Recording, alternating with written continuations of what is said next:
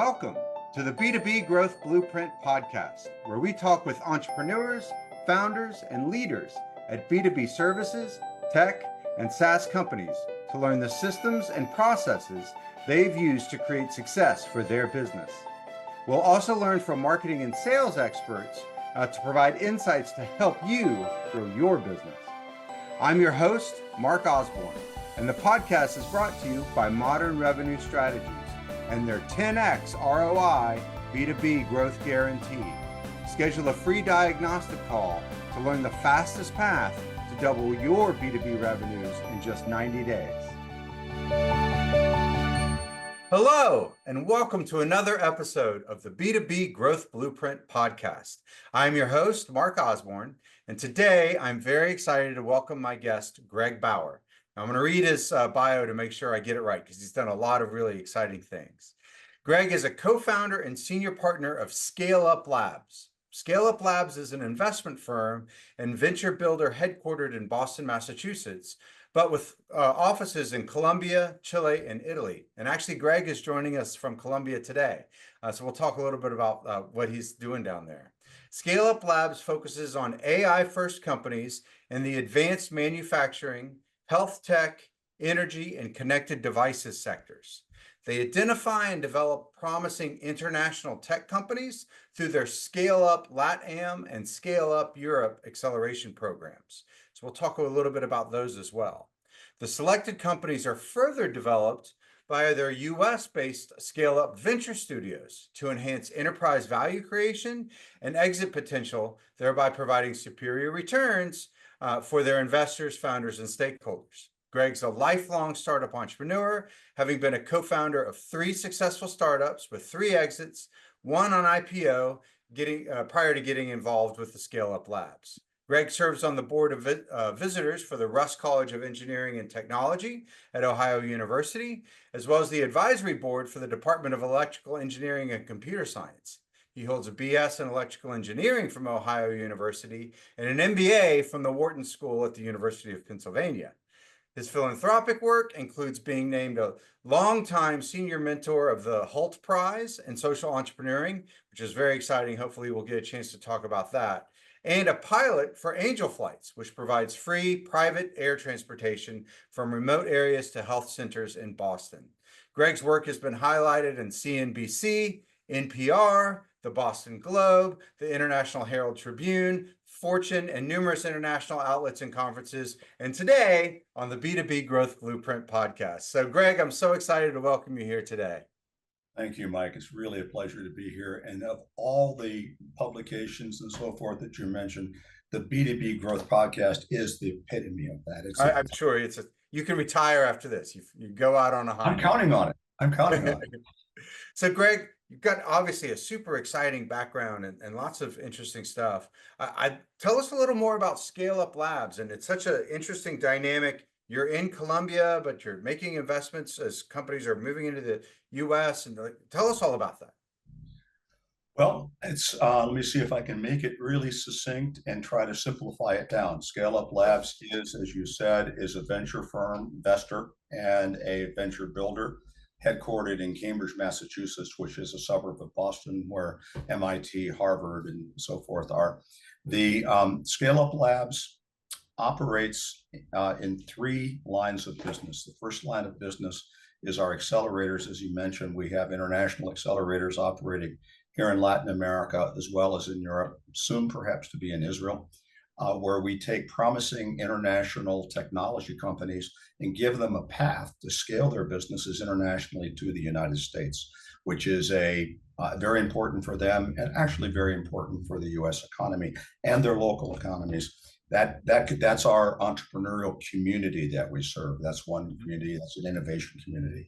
The second community we serve is the capital communities. Those are the capital investors that are looking for really exciting technology companies and other companies to invest in, and and don't have access to the sourcing directly that comes from these emerging or underserved markets in Latin America and in Europe. And we serve that through our venture fund, which is located in Chile, our venture operations located in Boston. and our broad community of investors that we support through our venture partners network.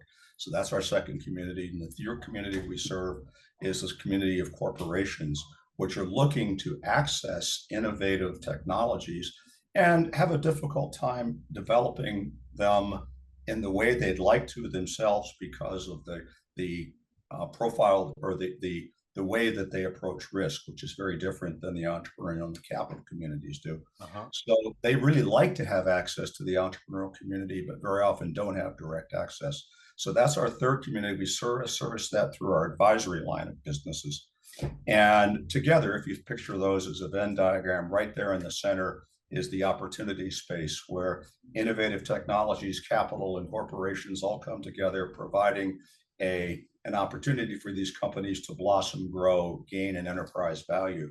And that's the space we serve. And we service that space through our venture studios, where we take, as you said, very selected companies and provide them an opportunity to have experience, support from very knowledgeable entrepreneurs, access to capital, access to market, and most importantly for the investors and for the founders themselves, and access to exits. So that's where obviously you get a return from all these things that you do. Yeah. So that's what we do at Scale Up Labs. And our differentiators, quite frankly, are the international sourcing that we do between the between Latin America and Europe, and the approach we use within the studios themselves in order to create value in the studios.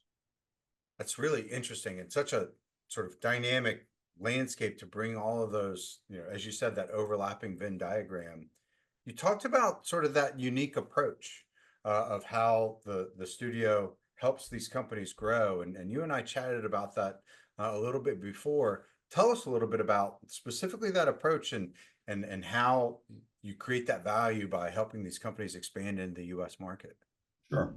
The companies that we would source and consider for inclusion in the studio come from two sources.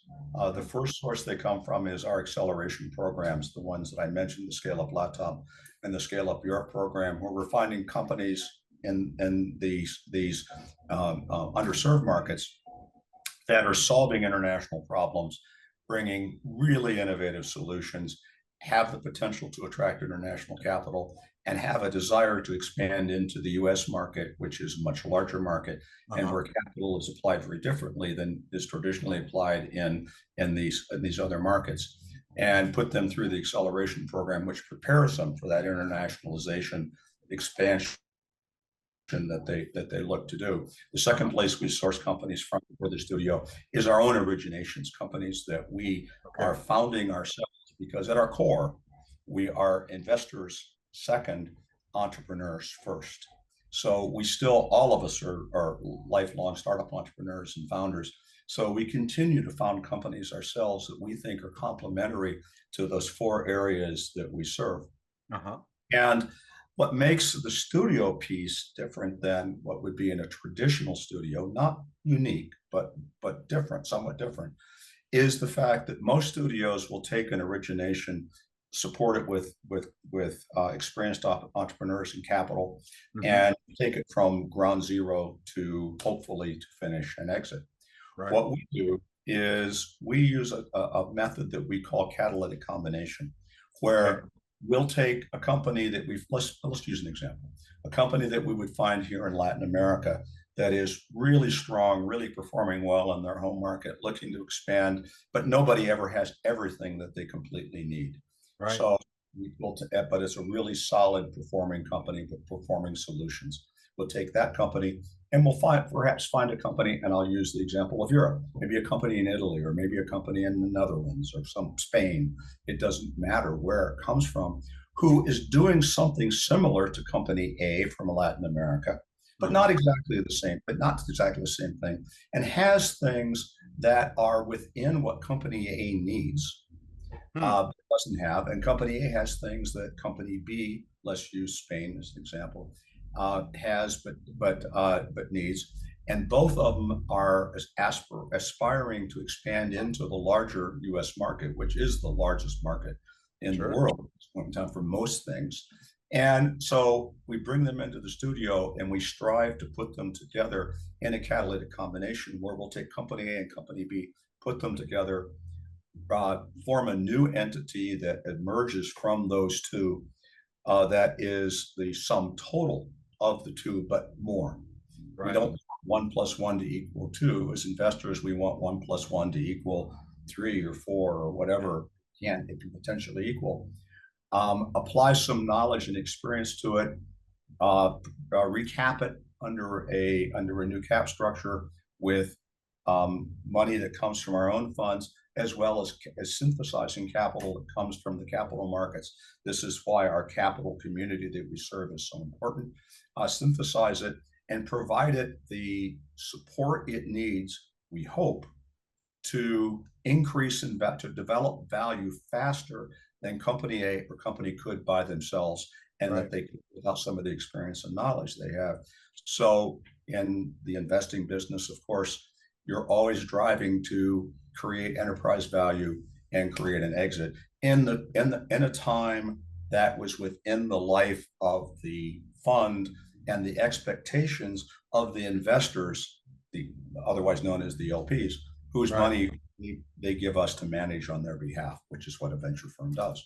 So consequently, the studio is our value creation model and a mechanism, and the catalytic combinations is our value creation model that we use. Wow, that's so interesting. And you also talked about that, one of those communities that you serve are, corporations that, are oftentimes are structured to risk a little differently than entrepreneurs are.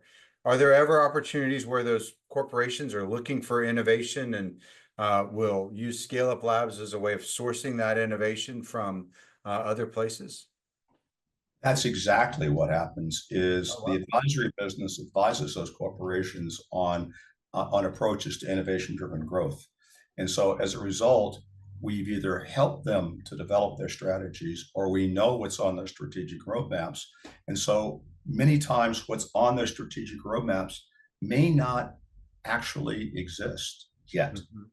So by knowing what's on their roadmaps and sourcing from these international markets, less, which are unique to serve, take special knowledge to serve them, quite frankly, and the catalytic combinations, we can create things. And also by applying perhaps originations from ourselves, we can cause things to catalyze that we know are on the strategic roadmap for those corporations. And so consequently, the corporations then have a means by which to affect an outcome within a risk profile that is acceptable to them. So they're not taking the heavy part of the risk. The venture capital and the entrepreneurs and the studio are taking the heavy part of the risk. The corporations can then be the benefactor of that combination over time. The corporations, in the meantime, can support that by applying capital to the funds, which they do, by applying sometimes technology or know-how, which they have, and often by applying markets, which they have access to in a unique way that the entrepreneurial startups or early stage companies wouldn't have access to. So it becomes the three communities become a symbiotic relationship where everyone exists to the benefit of the others. And the studio is part of that, where that happens. So interesting. Such a like I say, such an interesting sort of ecosystem. So I'm going to switch gears a little bit because you've got such an interesting perspective because you've worked with startups in lots of different markets and you've seen all these different challenges. We work with companies that are trying to get from that kind of initial founding stage into sort of that growth stage, and oftentimes we see some of the similar kind of issues that sort of exist between different companies at a similar size. I'm wondering, as you look at companies in Latin America, those in Europe, those even in the US, do you see similar challenges that companies are dealing with from that entrepreneurial journey, or are there differences between the different markets? I'd be curious to know your perspective How long do we have for this call? For this, there. there are certainly similarities, and there are very distinct differences, Yeah.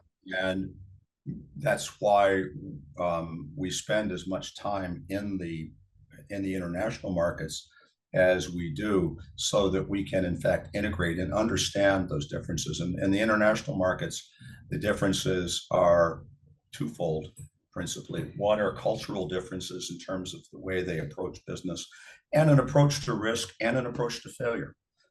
Interestingly enough, because failure is something that is ever present when you're doing a startup business. And so it has to be accepted, and you have to understand that failure is not a bad thing. Failure can actually be a good thing. Right. So cultural differences and so forth are important.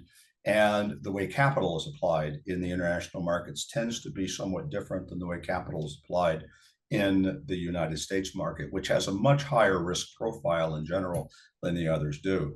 The things that companies tend to struggle with, regardless of where they're coming from, companies tend to struggle with strength of management team and perhaps management team issues. That's why when we're considering an investment, or we're considering a company for programming through one of the studios, management team is the first thing we look at, and the last thing we look at. There's way more important than the business plans. So particularly in these early stage companies that we like to work with. So that's point number one. That's often, they often tend to, well, they all struggle with capital, of course, because there's hardly ever enough gas in the tank to get the car where it wants to go. So there's always a struggle with capital. There's struggles oftentimes with product market fit, and making sure and understanding that, and I'll use the United States for this example, a product that you build to fit into the California market could be very different than how it's going to fit into the market in Georgia. Because the United States, again, this is something that when you consider the United States from the international perspective, such as here, people tend to look at the United States as a monolith, and it's not. The United States is a series of many, many different markets. So understanding market, understanding product market fit is critically important. And then the other thing is, the hardest thing that entrepreneurs deal with everywhere, and it sounds simple, but it's super complex. And when we're talking to early stage entrepreneurs, or when entrepreneurs are coming through our programs, our acceleration programs, the things that we will always ask these entrepreneurs, what are the two hardest questions you can ask yourself as an entrepreneur? And there's only two questions that you have to ask. And there's only 4 words in the two questions.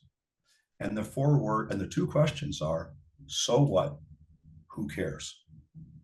And in order to be successful, you have to be able, as an entrepreneur, to look yourself in the mirror and honestly answer both those questions. Because just because you care doesn't mean that I'm going to care, or doesn't mean that he or she is going to care. Yeah. It's so what? Who cares? And in order to answer those questions honestly, Mike, you have to be willing to admit, maybe, that your baby is ugly. Yeah. And nobody wants to admit their baby is ugly. So that's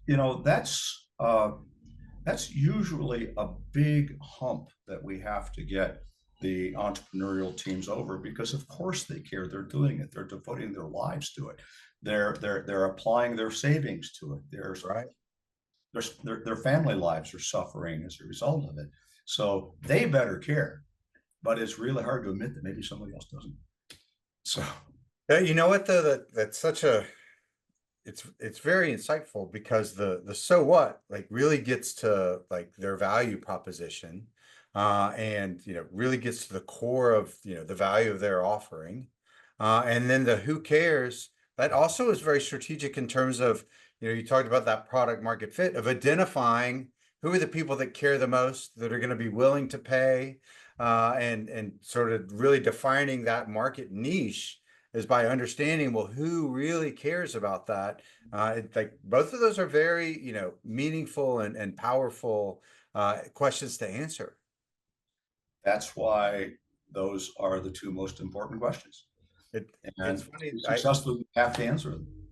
I actually thought you were going to go with four other words. It's also two questions that one of my entrepreneurial mentors said, which was, and they're a little bit different.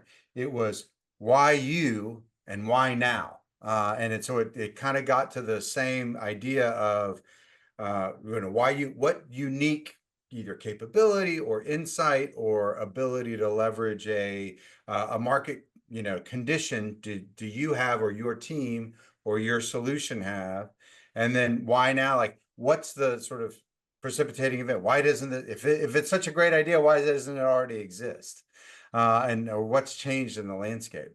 Those also are very good questions. And you open to interesting points, if I can take us down those points for a second. You open two interesting points. The why you, and you said unique. And that's one of the things that we struggle with particularly earlier entrepreneurs sometimes, is they say, we don't have any competitors. Right. And when somebody says, and so we're completely unique. That's Right. why I was careful to say our studio is not unique.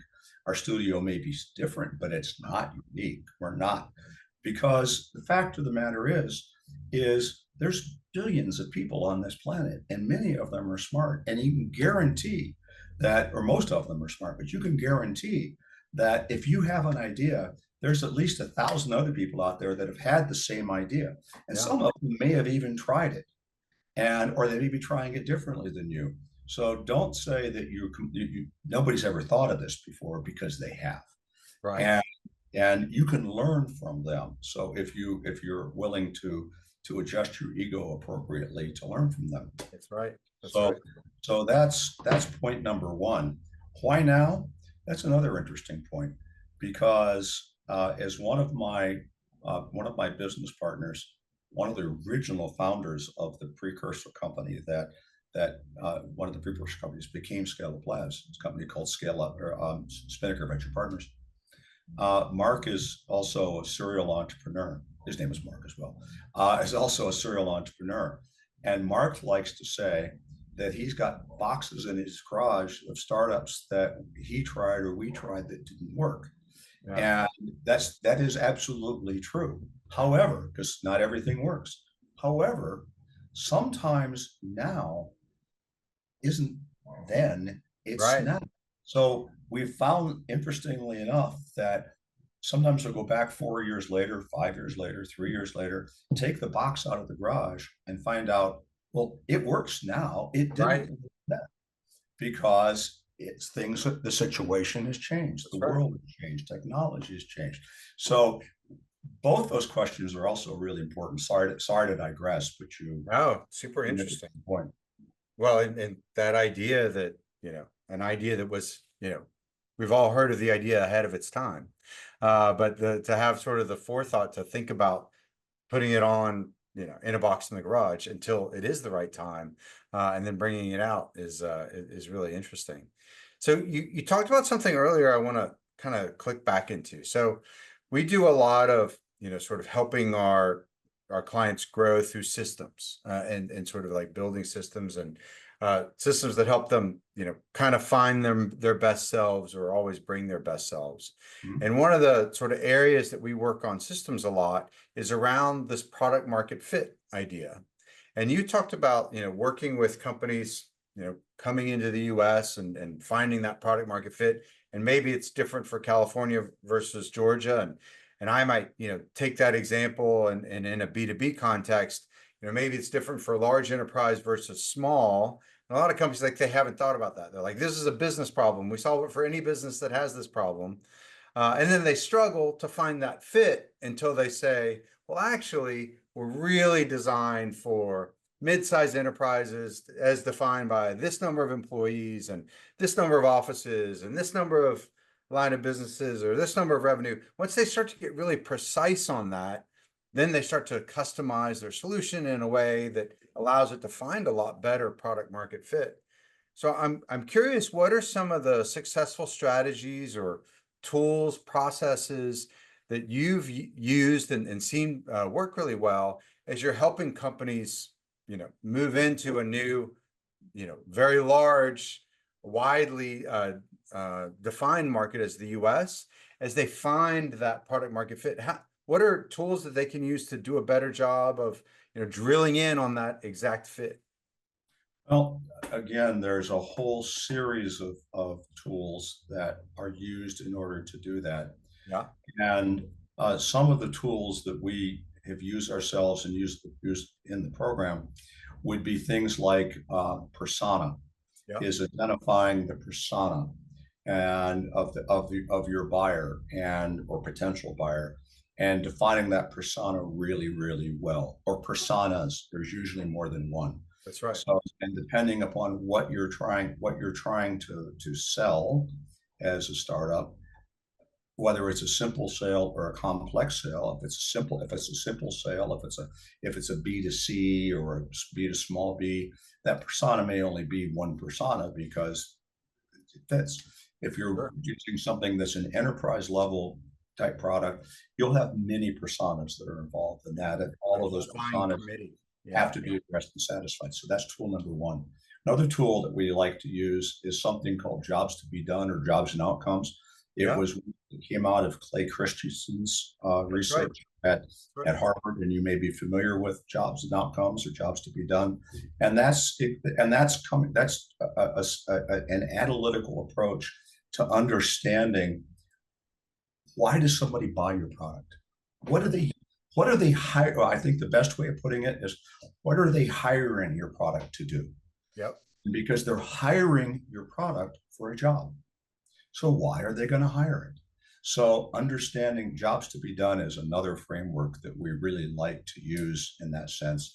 And then as you're entering a market, um, once you understand some of those things, there's other things, and again, we don't have the time to talk about them all. Sure. But the other thing that we like to use when you're entering a market is what we call beachheads, and Is identify what?